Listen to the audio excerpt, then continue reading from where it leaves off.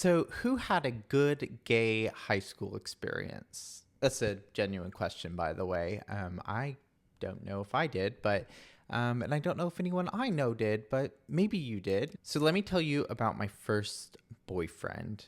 And I'll use boyfriend as very loosely because basically, I mean, it was high school, so there's only so much of like a seriousness that you can really expect from a first boyfriend when you're 14 years old. I wanted to share this story because I think it's more common than a lot of us realize, and I think it also like highlights kind of a perhaps like a bit of a trauma. I'm gonna have to use nicknames for all of these people because I don't want to air their business.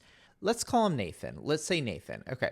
So imagine me, but maybe a little skinnier and younger and twinkier, but also awkward, like more awkward than now, and 14. That kid thought, yeah, like I might be gay. Like I like boys.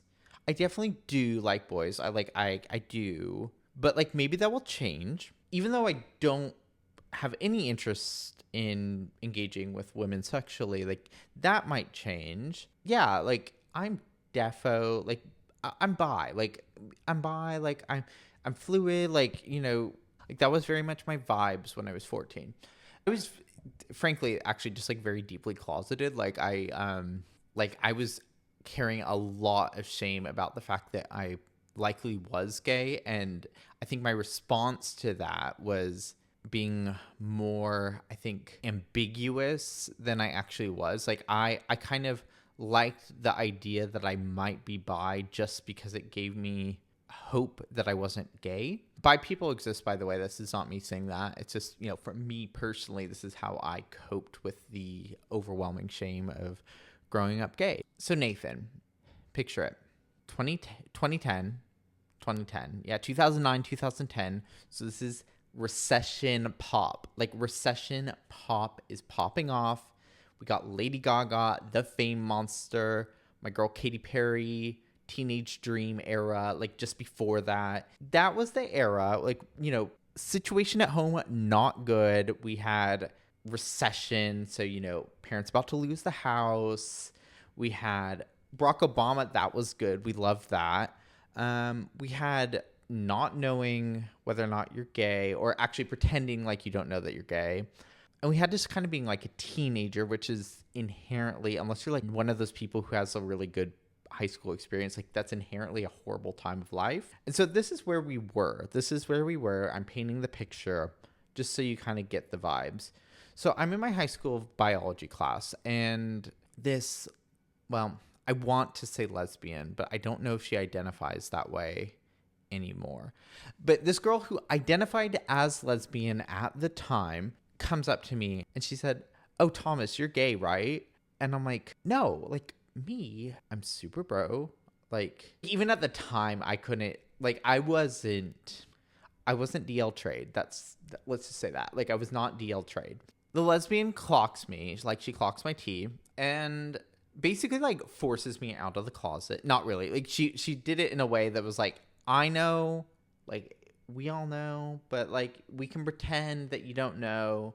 But in the meantime, like what kind of guys are you into, sis? And I was like, well, I kind of have a thing for blondes. She's like, well, that's great. I know this guy named Nathan who's also he's blonde. And I was like, ooh, like I don't know. I've never done that before. This little lesbian had an older lesbian. We were like freshmen. I was a little freshman. She was a little lesbian freshman. And then we had the senior girl who was very butch. We loved the aesthetic, full flannel, short hair. Like it was a cute little couple at the moment. It was a cute vibe at the time. It was very like queer, affirming, sweet. So I met with them in lunch. Basically, my high school worked like where it's very California high school, so everything was outside, and we had like a bowl, like it was literally called the bowl. which was kind of an amphitheater in the center as this giant center courtyard, and people would hang out around the bowl. And there was kind of an administrative building at the front with some stairs where I would say kind of like the outcasty people would hang out. So that's where naturally me was hanging out with these other queer kids. I remember feeling like really stressed out being over there though, because this was like the first time I had hung out over there. And I felt very like, oh my gosh, if people see me over here, they're going to know that I might be one of them, without really realizing that like everyone had already clocked it probably. But in my head, I was a lot more DL trade than I actually was.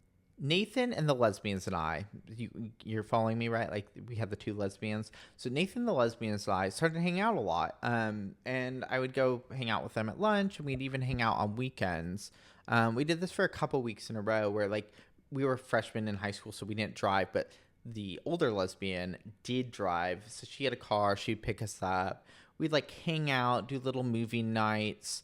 I was like living that like kind of teenage sort of fantasy. So I remember on one occasion we went to this house which was behind a Target, which honestly looking back was probably the older lesbians like college age friends apartment, because they're a little bit older. But we were watching a movie and Nathan puts his arm around me. We're holding hands. It's very cute, young romance sort of vibes. Like, I'm living for this. It's cute. It's kind of what I wanted. It's always what I dreamed about, is like actually experiencing romance with another boy. Like, this is it. This is lighting up things in me that like I'd suppressed for so long. So it was just like, it was a serotonin high, a dopamine hit.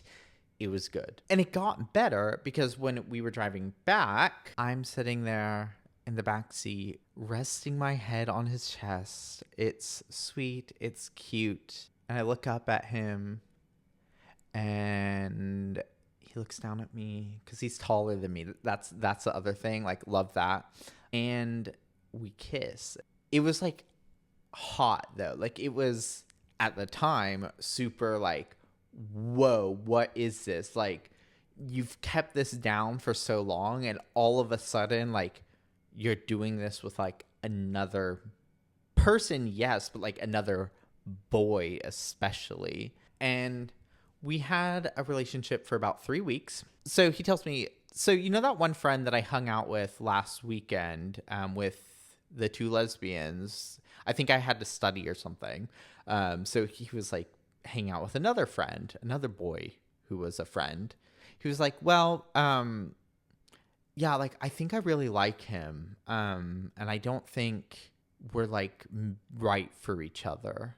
And I'm 14. So, you know, like this is a lot for my heart and like my emotions. Like 3 weeks ago, I was falling in love. And now I'm being told like, oh, that guy that like you were kind of worried about. Like I was a little bit worried, like, oh, he's hanging out with someone else.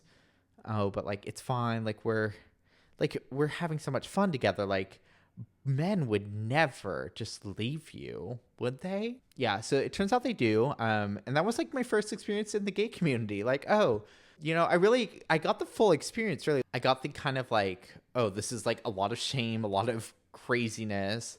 And then I got the immediate rejection for someone who someone else thought was better than me, all in 3 weeks. So that's my first boyfriend. There's no moral to this story, really. Like, this is just me saying, this is what happened. Maybe something similar happened to you. Luckily, you know, it got better mostly.